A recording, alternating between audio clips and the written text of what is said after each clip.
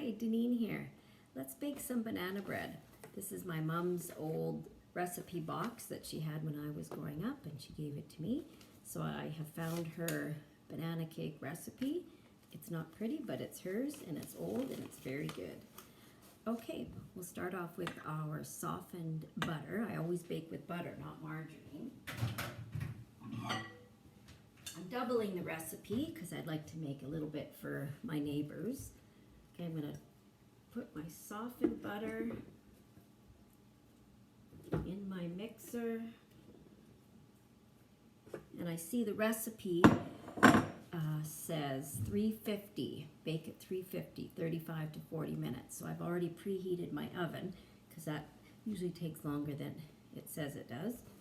And I also noticed that the recipe called for sour milk. Well, how do you make sour milk? Well, here's my cup of milk, and I have vinegar. This is a half a tablespoon of vinegar. I'm just going to pour in the milk, and there you go. Sour milk, or buttermilk, they'd call it. Okay, and I've got 1.5 cups of sugar, teaspoon of vanilla,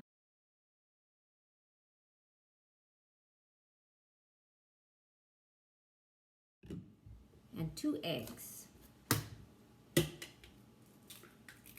Oh, but we're doubling the recipe, so we're going to need 4. And then we're going to cream together the butter, the sugar, and the eggs.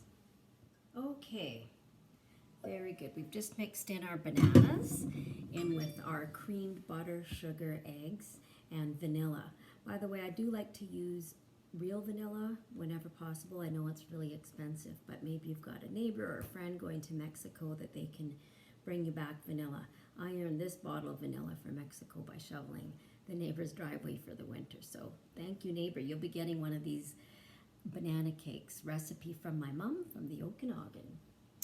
Okay, so we've mixed in those bananas. Now we're going to mix in our dry ingredients. So it says 2 cups of flour, but we are doubling the recipe. So we're going to add in 4 cups of flour. Now here is a tip for flour. A person can end up using too much flour if you just scoop it out from flour that's been sitting for a little while. So you really want to fluff up your flour. Just lift it, drop it carefully, just fluff it up. Get some air in there. Otherwise, you'll end up adding more than what you want. And you can always add flour if you need it, but it's harder to take it away. Impossible almost. So here is 1 cup, 1, fluffing it, 2, 3, fluffing it again, last one, 4 cups of fluffed flour. Sometimes it'll say sift flour. And is it important to sift? Yes, it really is. Okay, and then we'll add our baking soda, salt, and baking powder in with the flour. And then we're going to let that mix. And then we'll add, our milk should be sour and a little bit lumpy. Okay, now that we've mixed in the flour and the baking soda and the baking powder and salt, last thing we're going to add in our lumpy sour milk.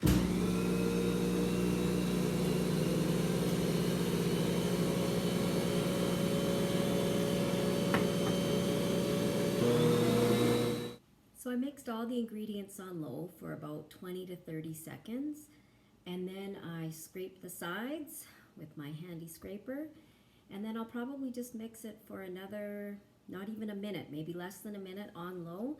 Muffins and cakes, you have to be really careful not to overmix. You just gotta let those ingredients of magic, like the baking powder and the baking soda and the salt, do all their chemistry together themselves rather than you doing it and overmixing. Okay, now we're ready. We're going to pour into our lightly greased glass dish. And you'll have to look up in your older baking books or online. Your baking times and temperatures do change depending on if you're using a glass dish, a non-stick dish, a dark colored pan, a light colored pan. It really does affect your baking times. And I'm gonna fill this about half full with our yummy banana cake dough, batter rather.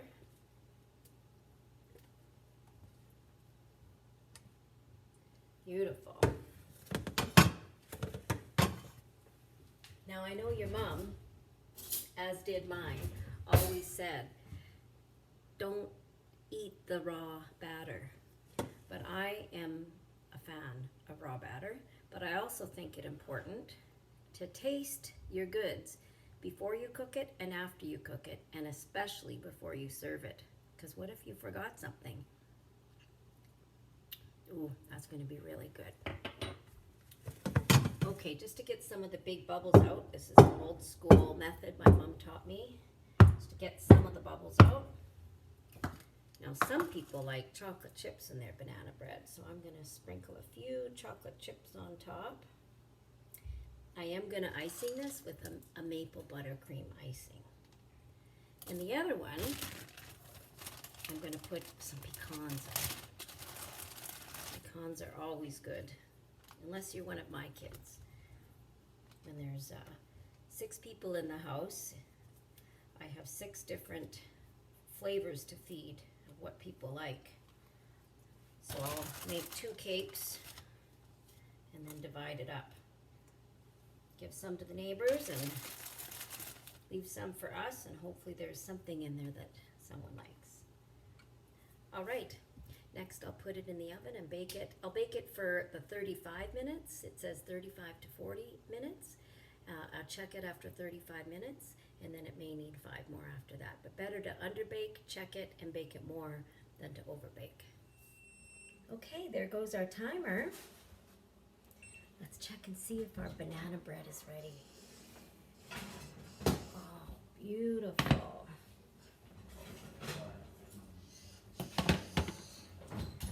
There we go. We'll take our toothpick, do our toothpick test. Oh, toothpick came out clean.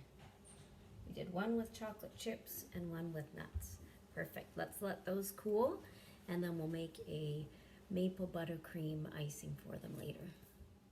Okay, now it's time to icing our cake. I've made our buttercream icing simply with butter, real butter of course, some maple flavoring, a little icing sugar, and always a little bit of vanilla, and a little bit of warm cream, maybe a tablespoon total till I got it to the thickness that we wanted at.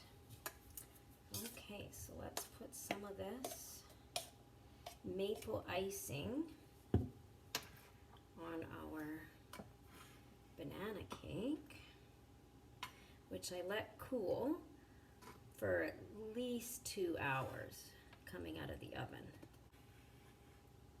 I remember watching my mom do this and thought, how does she icing things so fast and make it look so pretty? And now I know, it just either comes in the mommy handbook or experience. A little bit of both maybe. Banana bread. Okay, there's the icing, and this one has pecans on it, so I'm going to put in it just a few pecans on it. So banana nut bread. So there you go, Mom's old school banana nut bread. Enjoy.